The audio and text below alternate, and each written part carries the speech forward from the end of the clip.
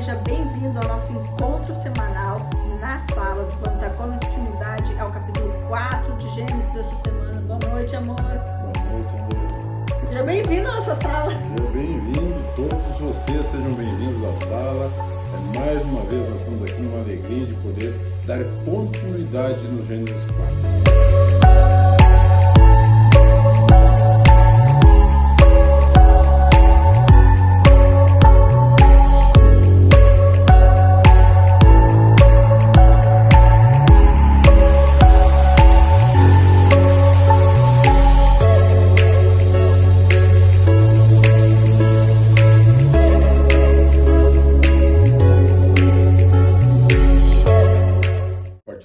Do versículo 17, né? Nós vamos falar hoje sobre o que aconteceu com o Caim. Os descendentes de Caim e o que aconteceu dali para frente. Isso né? mesmo. Vamos Só lá. dando uma recapitulada, então na semana passada nós iniciamos o capítulo 4, onde nós vimos Caim e Abel indo levar uma oferta ao Senhor, vimos que Abel foi aceito e sua oferta, e Caim e sua oferta foram rejeitados pelo Senhor. Aprendemos que o problema não estava na oferta, mas no coração de Caim, que tinha inclinação para o mal, um coração maligno de Caim. Nós vimos a preocupação do Senhor com o pecador, quando ele, após ter rejeitado a Caim, a sua oferta, ele procura Caim, ele vai conversar com Caim, né?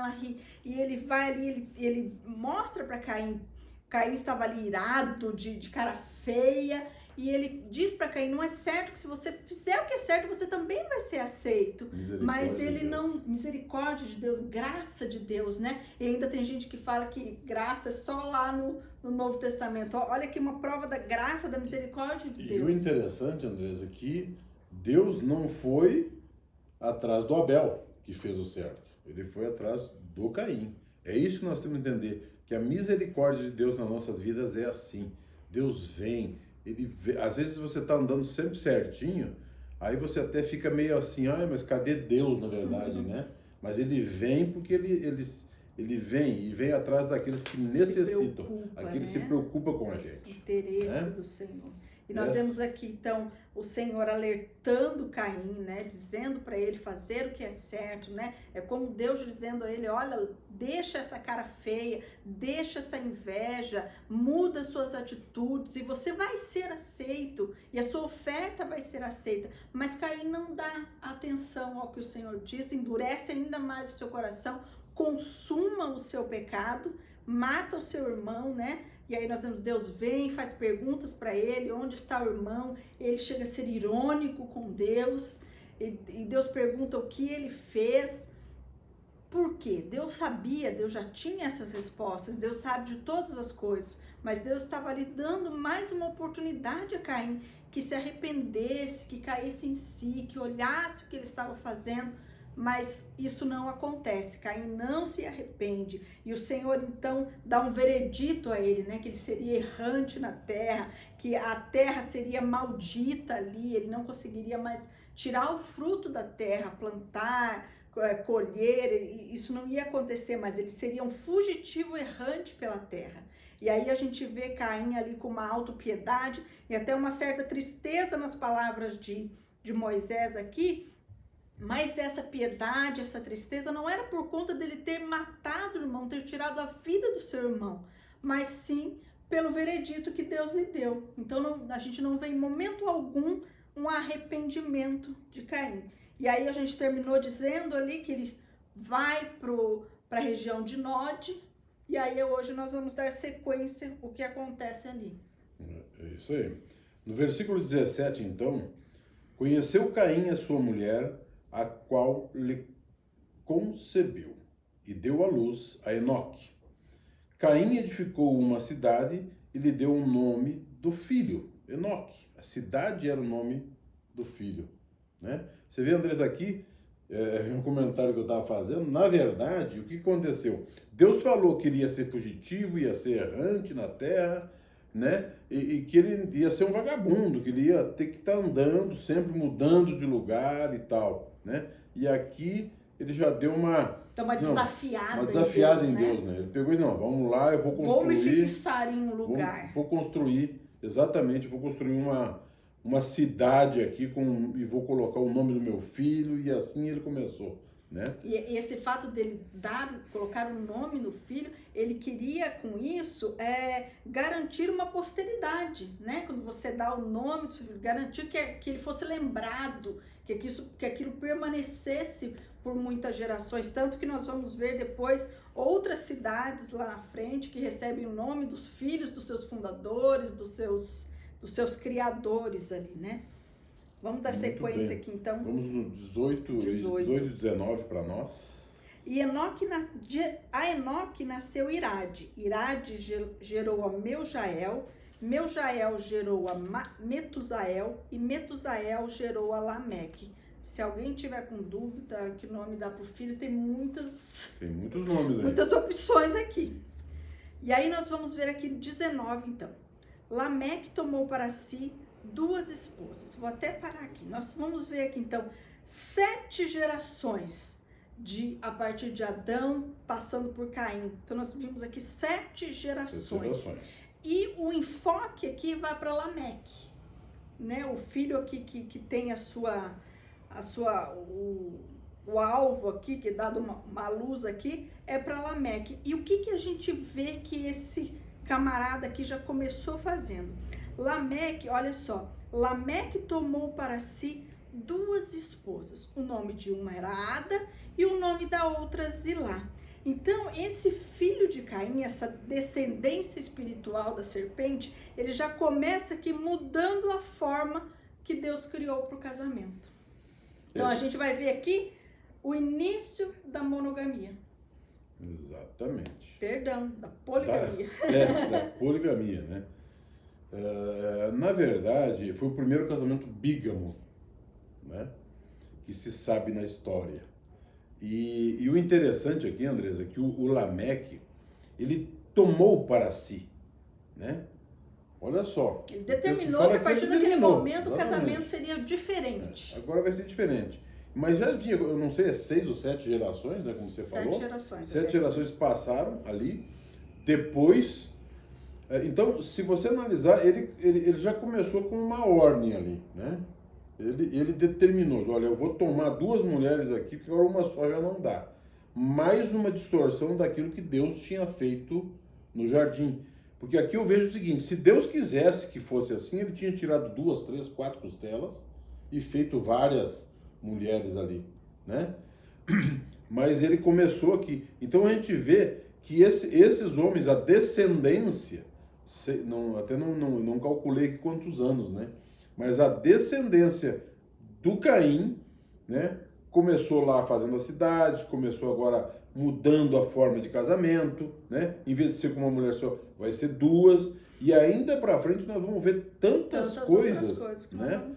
E esses problemas que esse Lameque começou aqui, gente, são problemas que levaram para todas as próximas gerações, né? As gerações futuras, né? Sim. Que é os problemas que muitas vezes nós fazemos. Muitas vezes nós, Andressa, saímos do foco, do objetivo que Deus tem para nós, né?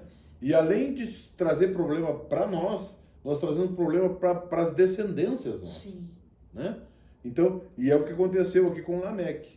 Vamos lá resolver, nós vamos ver o que mais aconteceu aqui para frente com ele agora. A disfuncionalidade, né? Disfuncionalidade. Daquilo que Deus criou, a alteração daquilo que foi criado por Deus, da forma com que Deus criou. A gente aprendeu lá no início, né? Quando a gente falou do início do capítulo 4, que Caim quis cultuar a Deus a forma dele, não a forma que Deus estabeleceu que deveria ser cultuado. Agora a gente vê aqui Lameque constituindo uma família, a forma que ele achou que deveria ser e não a forma com que Deus estabeleceu que deveria ser o casamento. E quantas coisas nós vemos hoje dessa maneira? Quantas coisas são contrárias àquilo que Deus criou? Quantas coisas vão mudando, né? E muitas vezes a gente usa aquela desculpa, mas são outros tempos, Deus é eterno, Deus não muda. Aquilo que Ele criou não é para acabar amanhã, né? São princípios que o Senhor estabeleceu e que nós vamos mudando e criamos problemas problemas para nós. Imensos para nós e para gerações, Para né? gerações, por ações nossas, aquilo que eu fiz o comentário, né? Vamos no 20, Andresa. Vamos lá. Ada deu à luz a Jabal, que foi o pai dos que habitam em tendas e possuem gado. Aqui é interessante, né? Porque o que nós vemos aí? Nós vemos que também a descendência de Caim, aí veio depois o Lameque, toda essa turma toda, eles começaram aí, ó, teve gente construtores de tendas, né? Possuindo gado, quer dizer que seguramente eles estavam cuidando de gado, E tirando mudou, leite. né? Até Né? Abel era pastor de ovelhas, agora a palavra gado aumenta isso, né? Possivelmente nós já tinha ali boi, camelo, as ovelhas também, já aumentou o que se criava ali, Aumentou né? o que se criava. Logo em seguida, lá no 21, né? O nome do seu irmão era Jubal e este foi o pai de todos os que tocam com harpa e flauta. Deixa eu ler ele para nós. O nome do seu irmão era Jubal, que foi o pai de todos os que tocam harpa e flauta. Então a gente vê aqui construção de instrumentos Musicais. para acompanhar a música, né? Possivelmente a música já existia, possivelmente Adão já sabia cantar. A música faz parte do ser humano, mesmo que a gente seja desafinadinho, mas faz parte, né? O cantar, né? E agora a gente vê aqui em Jubal ele construindo instrumentos para acompanhar a música. E o interessante, né, que são descendentes de Caim. Isso aí é muito interessante que a gente vai falar. Nós vamos falar sobre isso daqui a pouquinho também. Vamos lá no 21. Zilá, por sua vez, deu à luz a Tubal-Caim, artífice de todo o instrumento cortante de bronze e de ferro. A irmã de Tubal-Caim foi Naamá. Então, o que a gente vê aqui? Tubal-Caim era o quê? Era um ferreiro. A gente vê aqui o início da atividade de metalurgia. Metalurgia, né? Exatamente. Ele fazia ali, a início aqui, ele fala de equipamento cortante, né? Instrumento cortante, em se olhando a descendência de Caim, possivelmente para guerrear, para lutar, mas também utensílios para se usar na agricultura, na cozinha, né? Todo esse tipo de coisa. Então, a gente vê aqui, na descendência de Caim, o surgimento a evolução de tantas coisas, né? A criação, as culturas, as tecnologias. A gente vê tanta coisa assim começando a acontecer, mas também você nota uma ausência total de Deus, né? Aí nós olhamos para hoje, né, uma tecnologia que cresce a cada dia numa rapidez absurda, que às vezes a gente não consegue nem acompanhar, são tantas coisas, o mundo todo interligado, mas uma ausência de Deus. Ausência de Deus, exatamente o que aconteceu lá. Porque aqui nós não ouvimos, não sei se vocês notaram. É um retrato da sociedade hoje. Está falando do que foi criado, quem eram e tal, mas em momento nenhum se falou de Deus. Em momento nenhum se falou de Deus. E foi boa essa comparação tua, porque é o que está acontecendo hoje. É o que sempre continua acontecendo, né? Hoje. Exatamente. Aquela situação da independência do homem de Deus, né? E aí a gente pode se perguntar, né? Por que na descendência de Caim isso acontece? Por que essas pessoas que são da descendência espiritual da serpente, por que deles saem os instrumentos? Aí nós temos aí a metalurgia, a siderurgia, a invenção das tendas, criação de cidades, o viver agrupado, junto. Por que isso na descendência de Caim? Nós chamamos isso de graça comum. O homem, ele foi expulso, ele caiu, ele foi expulso do jardim, mas as suas capacidades de raciocínio, de inteligência, de esperteza, isso não foi tirado. Em lugar nenhum da Bíblia, nós vamos ver dizer que a inteligência, a capacidade de construir coisas é para um determinado tipo de pessoa, é para os santos, é para a descendência da mulher, para a descendência espiritual da mulher. Não, isso é a graça comum de Deus sobre toda a raça humana. Todos nós. Né? Isso é o que Deus deixou para nós. Então, com isso, nós aprendemos o quê? Tudo que é bom, tudo que é verdadeiro, procede de Deus. Então a gente tem que parar com aquelas coisas assim, isso aqui, não vou usar mais esse computador, porque isso aqui foi um cara lá que não creu em Deus, ele não é um cristão, eu não posso tocar nisso. Querido, toda inteligência, tudo que é bom, vem do Senhor. Esteja ele na boca de quem for, tudo que é verdadeiro é do Senhor, procede do Senhor. O ser humano caído, Satanás não produz nada de bom, nada de verdadeiro. Tudo que é bom vem do Senhor. Use, usufrua. Isso faz parte da graça comum de Deus sobre todos nós. Tem, Gasguinho? Muito bem. É que muita gente realmente, nós vemos muitos crentes principalmente, que foi isso que aconteceu lá, porque aquela pessoa é um ateu, porque isso, porque aquilo. Não existe isso, gente. Se você souber que qualquer coisa foi feita, talvez, se uma coisa foi feita para ser consagrada, é diferente. Abençoe ela. Né? Abençoa aquilo, agradece e pronto. Mas não pense que coisas boas só saem de pessoas boas, porque Deus deu a capacidade a todos os seres humanos. Os dons de Deus, eles não foram tirados, não serão tirados, né? Eu gosto do texto de Eclesiastes 1:9, que diz assim: não existe nada novo debaixo do sol. Não tem nada novo. Nada. Tudo é pelo Senhor. Tudo é o Senhor que nos capacita em fazer. Amor, eu quero ler o 23, mas eu quero que você comente o 23, porque é muito interessante aqui, tá? Disse Lameque às suas mulheres, Ada e Zilda: ouvi a minha voz, escutai, mulheres de Lameque, escutai, mulheres de Lameque, as minhas palavras, pois matei um homem por me ferir e um mancebo por me pisar. Isso Explica para nós, porque eu quando eu li assim, eu achei meio, sabe, parecia que ele tinha matado ali duas pessoas. Exato. Numa primeira leitura parece que são duas pessoas, né? Um porque feriu e o outro porque o machucou. Mas a literatura hebraica, grega, ela nos diz que isso é uma poesia. É uma forma de você dizer, você está dizendo a mesma coisa duas vezes. Então, que ele não matou duas pessoas, foi uma pessoa. Ele está apenas dizendo isso duas vezes. E o mais interessante disso aqui, Larry, é que como ele vem aqui, né, e ele diz aqui, ouçam, mulheres de Lameque. Então, isso nos mostra como na sociedade ali local, ele já era conhecido como aquele que tinha duas esposas, né? Já era conhecido como o casamento polígamo, né? E outra coisa que eu acho muito interessante aqui é como o Lameque, ele se vangloria de ter matado essa pessoa.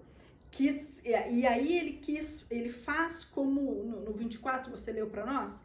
Se Caim é vingado 7 vezes, Lameque será vingado 70 vezes 7. Então, ele quer se fazer como Deus e dizer uma sentença como Deus fez lá com Caim para protegê-lo, né? E aí ele diz isso, 70 vezes 7, ele será vingado. E aí nós podemos fazer uma comparação, né? 70 vezes 7 vingança, diz Lameque. Mas aí nós vamos ver o descendente da mulher, aquele que viria e que veio para nos salvar. Lá no Novo Testamento, milhares de anos depois, ele diz 70 vezes 7 para perdoar. O contraste, né, o contraste daquele que veio nos salvar e o contraste da raiz, da semente da serpente. Isso é o que mais me chama a atenção nesses dois versículos aqui, o 23 e o 24. E também agora, Andresa, para chegar no 25, lá e no 26, antes de chegar, eu queria dizer uma coisa bem interessante, né? Que aqui a história de Caim termina aqui. Sim. Acabou, né? A história termina, a Bíblia narra toda a história dele até aqui. Essas 7 gerações. Essas né? 7 gerações, o que aconteceu, E Depois agora não vai ter mais ênfase para isso. Exatamente, a história dele muda. Por quê? Vamos lá no capítulo 25, Verso Andresa. 25, vamos lá. Adão tornou a ter relações com sua mulher e ela deu à luz a um filho, a quem pôs o nome de Sete, dizendo: Deus me concedeu outro filho em lugar de Abel, que Caim matou. Então aqui nós estamos vendo que agora Moisés, ele volta de novo, né? Ele pegou ali da geração, a genealogia de Adão passando por Caim. Então nós vimos ali sete gerações. Agora Moisés pega e volta lá para a região do Éden para falar da geração que passa por Sete. Agora nós vamos ter aqui mais 10 gerações que ele vai falar aqui para nós, da descendência espiritual da mulher. E olha que interessante isso aqui, porque Eva volta a dizer, né, da dependência dela de Deus. Ela diz assim que Deus me concedeu outro filho. Lembra lá no início do capítulo 4, quando ela diz que com auxílio do Senhor. Então, assim, a Eva continua mostrando para nós a sua dependência de Deus. E isso é interessante porque eles perderam 2 filhos. Abel morto e Caim perdido. Mas eles não perderam a sua esperança, eles não perderam a sua confiança em Deus. Eles não perderam a promessa que Deus falou lá no capítulo 3, que ela seria a mãe, que dela viria o descendente que esmagaria a cabeça da serpente, né? E o versículo é claro que ele veio no lugar de Abel. Para ficar no lugar de Abel. Isso mesmo. Né? E aí o 26, Andresa? E Sete nasceu-lhe também um filho. A Sete nasceu-lhe também um filho, ao qual pôs o nome de Enos. Foi nesse tempo que se começou a invocar o nome do Senhor.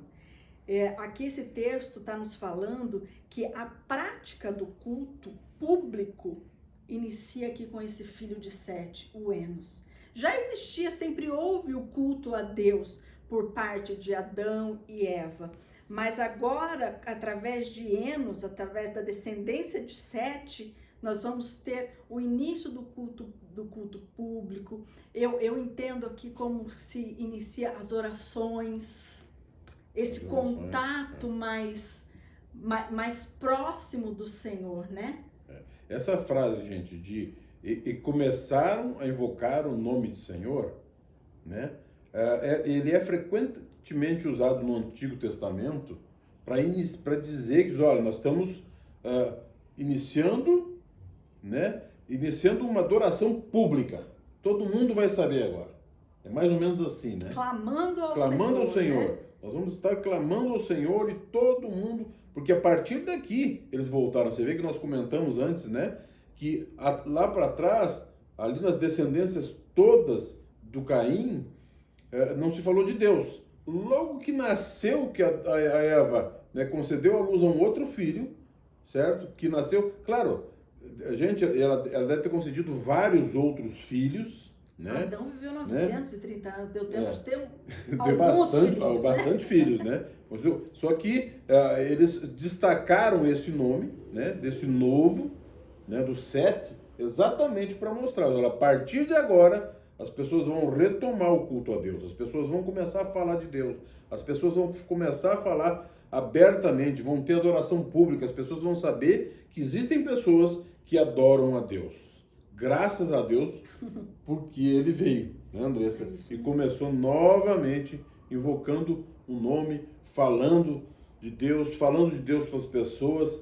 Aqueles que nasceram nessa descendência seguramente começaram a ouvir de uma forma especial daquilo que realmente Deus tem para cada um, não é verdade? É isso mesmo. E a gente vai ver mais para frente, né? Daqui a pouco nós vamos chegar lá em Betel, que são da descendência de Caim, e outras pessoas que querem, né, chegar a Deus e constroem lá, chegar a Deus, não se achegar a Deus, né, mas querem alcançar Deus, ser superior a Deus e constroem lá, começam a construir a torre.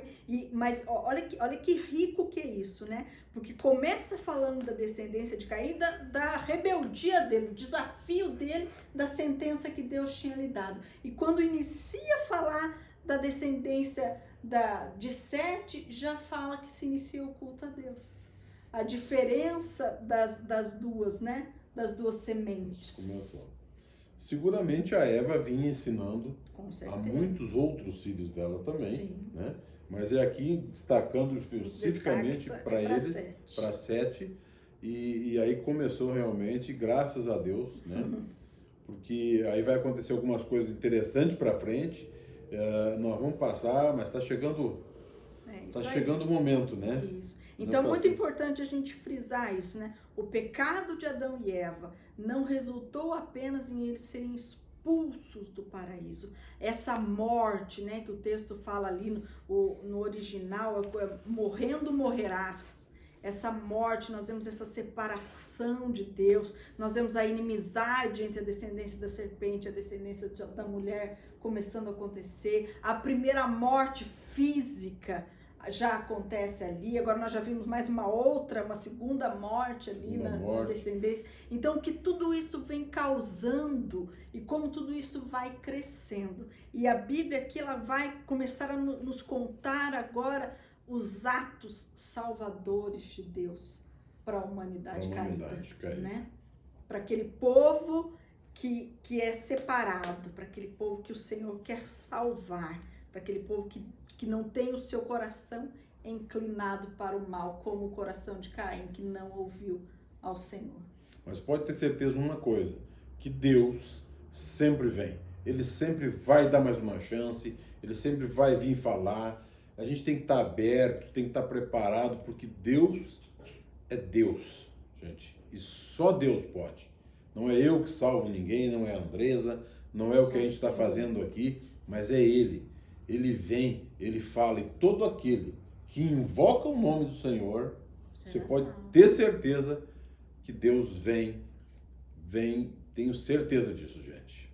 Não é verdade? Que nós estejamos atentos, esses ensinamentos não são só para contar uma história. Lembre-se que Moisés está contando, está registrando esses fatos, porque o povo de Israel vai entrar agora para tomar posse da terra que Deus lhes deu, mas existem outros povos e eles precisavam saber de onde eles vieram, eles precisavam saber o plano de Deus, eles precisavam saber o que Deus tinha feito. E isso é para nós, né? Nós precisamos estar atentos aos sinais de Deus, atentos àquilo as orientações, buscarmos na palavra de Deus. Isso aqui é um manual para as nossas vidas, existem princípios inegociáveis da palavra de Deus. Nós vivemos em um mundo, em uma época onde a palavra de Deus tem sido tão manipulada, tem sido tão customizada para atender às nossas necessidades, para se encaixar naquilo que nós queremos. Por isso a importância tão grande de nós nos voltarmos para o texto bíblico, olharmos atentamente o que o Senhor deixou registrado para que nós sigamos, para que nós conheçamos dele, para que nós conheçamos do seu propósito para as nossas vidas. Então, esse estudo é muito importante para o nosso crescimento, é muito importante para que nós conheçamos o nosso Deus, é muito importante para que nós não caiamos nas ciladas de Satanás. Muito bem. Então, semana que vem nós vamos entrar profundamente na descendência de Adão. Vamos falar sobre Adão, vamos falar de algumas coisas muito legais aí, né? Se preparem aí, gente. Se vocês tiverem alguma dúvida, alguma coisa, pode mandar, pergunte pra gente. Já leiam o capítulo 5, né? Daí fica mais fácil de você entender antes de assistir o vídeo. Vamos lá, vamos ler junto o capítulo 5 e vamos conversar, vamos aprender um pouco mais daquilo que Deus tem para nós. Isso. Amém? Mais uma vez, se preparem aí, a semana que vem a gente vai estar aí. Gente, vem para a sala. Vem para a sala.